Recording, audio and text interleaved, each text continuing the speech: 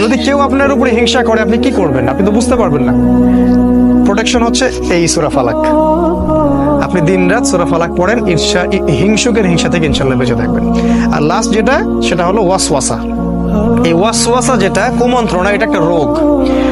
ডক্টররা অনেক নাম দিয়েছে। কোরআন বলেছে ইউওয়াসউইসু ফি সুদুরিন নাস, হৃদয়ের মাঝে ওয়াসওয়াসা দেয়। দেখবেন যখনই নামাজে দাঁড়াবেন আপনি বুঝতে পারবেন যে ওয়াসওয়াসা শুরু হয়ে গেছে।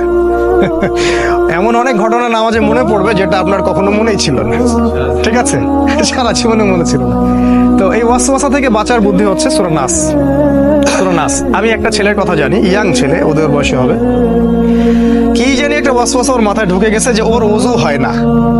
ও সারাদিন ওযুই করতে থাকে, নামাজ ছুটে যাচ্ছে। ওর মানে ওযু করতেছে, মনে হচ্ছে যে এই জায়গায় মনে হয় শুকনা আছে, এটা মনে হয় হয়নি, আবার ওযু করে। আবার কিছু মানুষ আছে টয়লেট করে আসে, এই ওয়াসওয়াসা মাথায় ঢুকছে যে টয়লেট মনে একটু 1 ফোঁটা 2 ফোঁটা পেশাব মনে বের হইলো, আবার সে দৌড়াচ্ছে পেশাবখানায়, আবার ওখানে একটু হাঁটাহাঁটি করতেছে। মানে ওর মাথায় ঢুকে গেছে যে কিছু না কিছু বের হচ্ছে। এগুলো শয়তানি ওয়াসওয়াসা।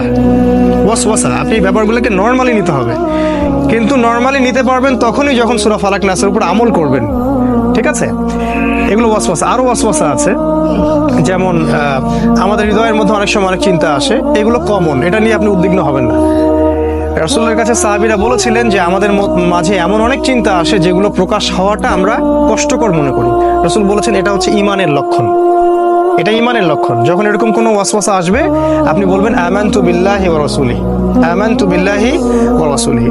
এই হলো সূরা ফালাক নাসের সংক্ষিপ্ত আজকের আলোচনা। অনেক আলোচনা করার ছিল, যেহেতু আপনাদের ধৈর্যচ্যুতি হবে, শেষ একটা হাদিস বলে আমি শেষ করছি। সেটা হলো যে রাসূল সাল্লাল্লাহু আলাইহি ওয়াসাল্লাম বলেছেন যে আল কোরআন হুজ্জাতুন লাকা আও আলাইকা।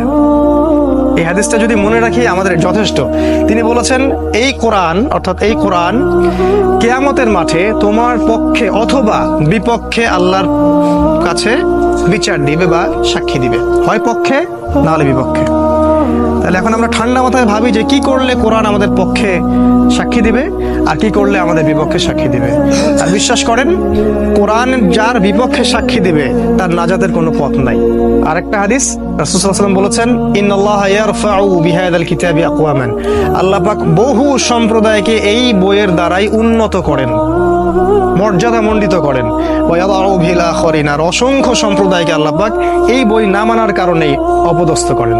আল্লাহ পাক আমাদের সবাইকে কোরআনের কাছে ফিরে আসার তৌফিক দান করুন। আমাদেরকে এই ধারাবাহিকভাবে কোরআন শেখার আল্লাহ পাক তৌফিক দান করুন। আল্লাহ পাক কোরআনের মাধ্যমে আমাদের হায়াতে রিজিকে বারাকা দান করুন। আমাদেরকে দৃশ্য অদৃশ্যের সমস্ত বিপদ আপদ থেকে আল্লাহ পাক বাঁচিয়ে রাখুন। আমাদের বাচ্চা এবং নেক্সট প্রজন্মদেরকে আমরা